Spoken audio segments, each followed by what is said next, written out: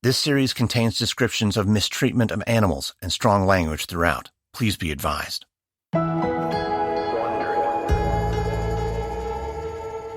It was the winter of 2014, and in a little dance hall in Wynnewood, Oklahoma, a wedding was just getting started. Okay, I'd like to welcome you to a most unusual wedding. The room was decorated in hot pink and tiger stripes. The audience was a mix of humans and animals. There was several people there with different kinds of monkeys. They were, for the most part, in their strollers or on their mom's lap or in their shirt. Jacqueline Thompson was among the guests. She watched as 3 men in matching hot pink cowboy shirts and black jeans walk to the front of the hall. Today we have gathered to witness the union of Travis, John, and Joe. Joe said that he always had 2 boyfriends at a time. He never just had one. Joe was the groom in the middle. He had a chrome pistol hanging from a leather holster around his hips and a bleach blonde mullet. His real name was Joe Schreibvogel, but he was better known as Joe Exotic. In the book of Ecclesiastes, bet you didn't know this, 3 are even better. For a triple braided cord is not easily broken. Joe was 51 years old. One of his husbands-to-be was in his late 20s, and the other was just 19. Okay, and can we have the rings, please?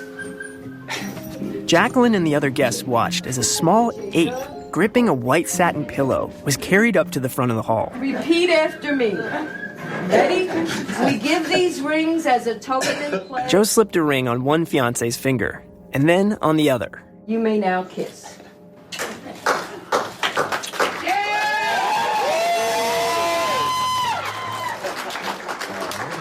Okay, party! After the wedding, the party moved down the street to Joe's zoo. There, Joe was in his element, climbing in and out of cages, while a camera crew captured it all for his YouTube channel. At one point, Joe led Jacqueline over to a bear cage, handed her a marshmallow, and told her, "Put it between your lips." So I put it in my mouth, and I'm like, hesitating to put my face through the bar. And then he grabbed her head and shoved it up against the cage, inches from the bear's mouth. And the bear just all of a sudden grabbed the food, and his tongue ended up going down my throat. And all I remember is getting a mouthful of sand and slobber. It was like I was gagging, and he was just laughing so hard he almost peed his pants. And they got that on tape too. It was a wild celebration, but in a quieter moment, Joe confided something in Jacqueline. He was haunted by a recent tragedy. He says, my chimp was poisoned. Joe told Jacqueline he suspected that animal rights extremists were behind it, as well as the recent deaths of his wolf pups. And he was afraid they wouldn't be the last. And he just started crying. He wrapped his arms around me, and we just bawled together. Then Joe said he was looking for someone to provide security. To keep his animals safe at the zoo. And to keep him safe. Over the years, Joe had made a lot of enemies. But there was one who kept him up at night. He would just always call her names like that crazy bitch, that hateful bitch. It was always something bitch. That woman was Carol Baskin. All he talked about was, that she won't leave him alone. For 5 years now, Carol had been threatening to shut down Joe's zoo and destroy all that he had built. He said he needed somebody that was really good with a gun that could take her out. And now, Joe was ready to put an end to it. And I said, you need a sniper. And he's like, why, you have one? I said, actually, I do.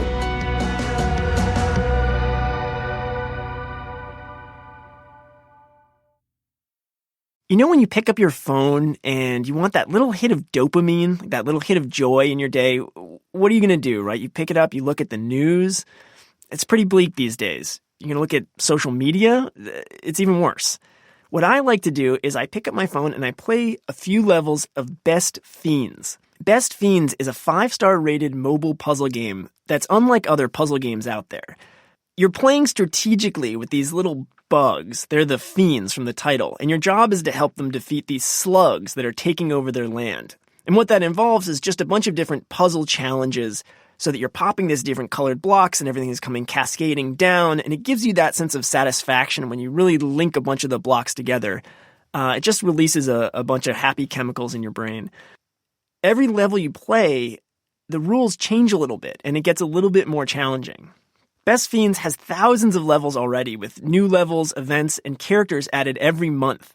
It's hours of fun right at your fingertips, and you can even play offline.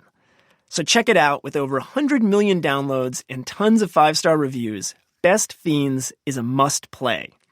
Download Best Fiends free on the Apple App Store or Google Play.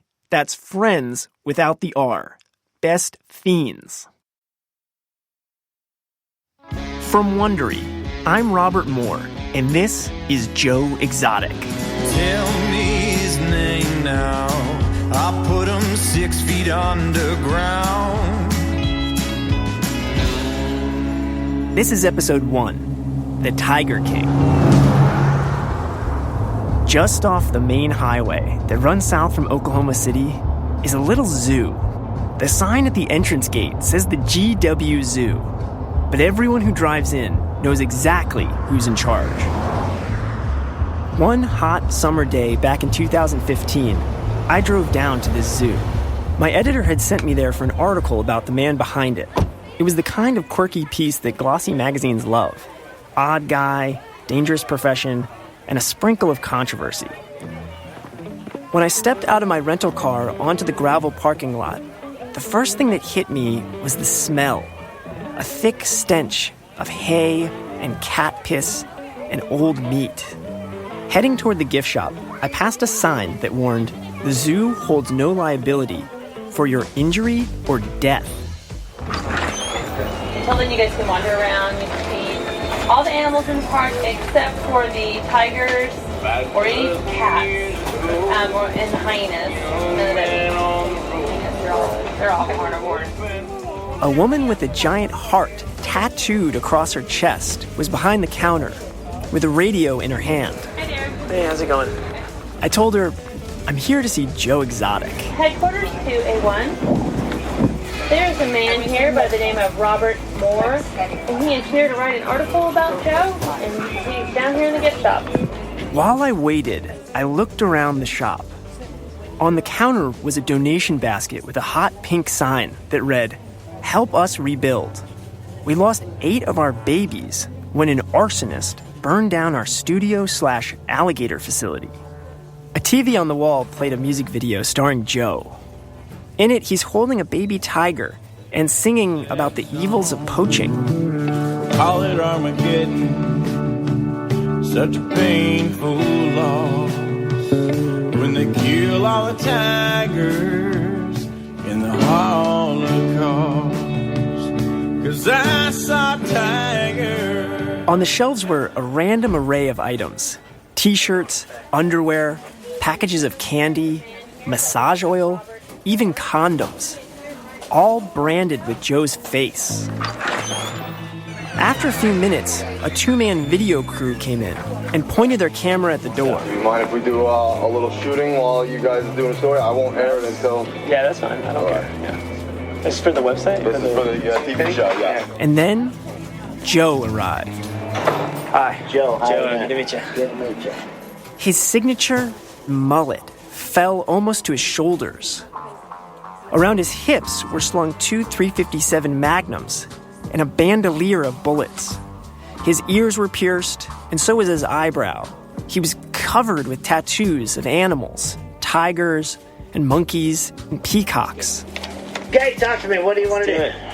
Well, I just, like I said on the email, as much time as you can give me over the next couple of days, I'll just hang out and see what I can see. Joe said he'd let me shadow him all week. He even offered me one of his trailers to sleep in. What do you want to do first?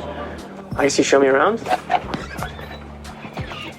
We can play the animals at the show. Okay. Joe led me out the door and into the zoo itself, which was a labyrinth of bare steel cages. We passed a hyena, some monkeys, a kangaroo, and a bunch of raccoons, The camera crew followed us as we walked from cage to cage. We have 16 acres here, and we've got 24 next door. Okay. All different kinds of animals, grizzly bears, alligators. And then we turned a corner. Tigers. Tigers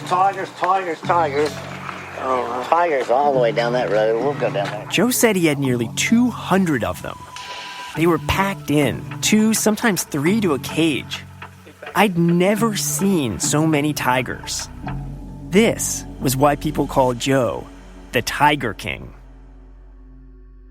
Growing up, Joe Schreibvogel was a misfit.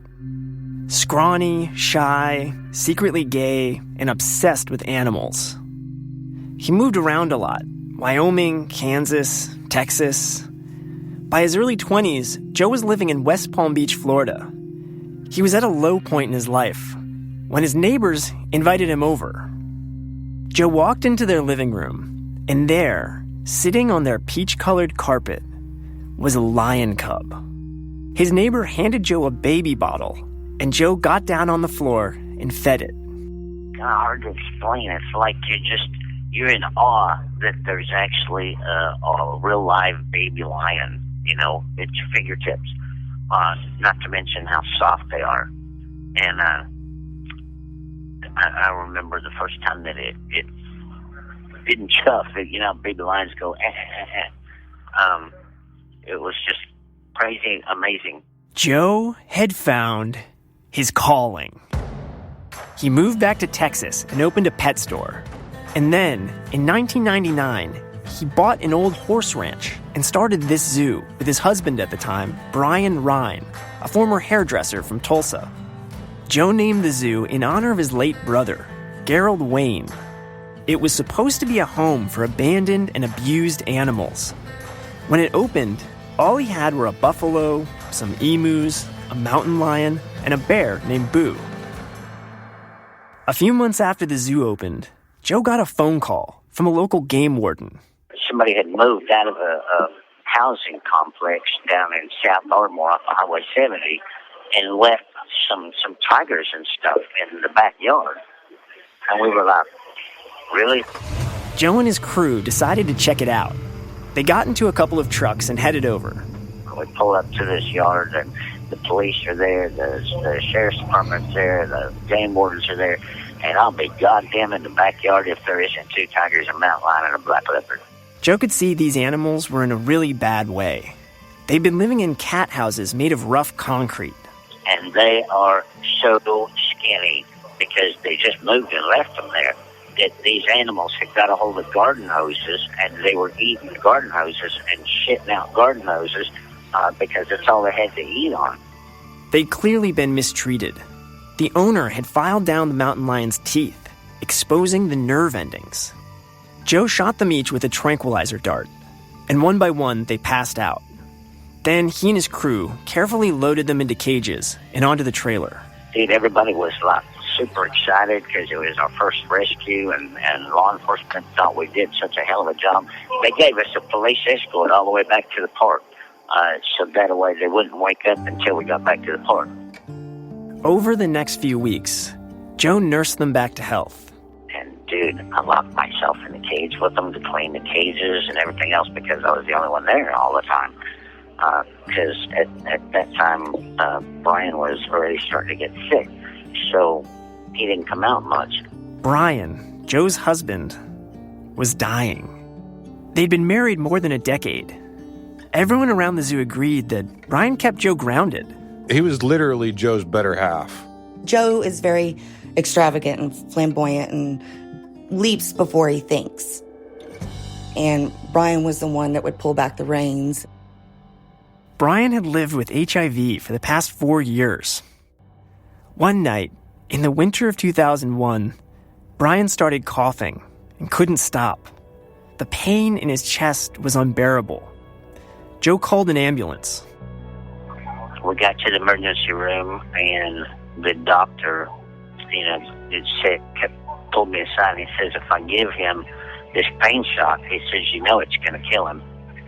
And I said, man, he hasn't talked in over a week. I said, he's nothing but skin and bones. He weighs 90 pounds. I said, give him the fucking shot, man. I said, he's suffering.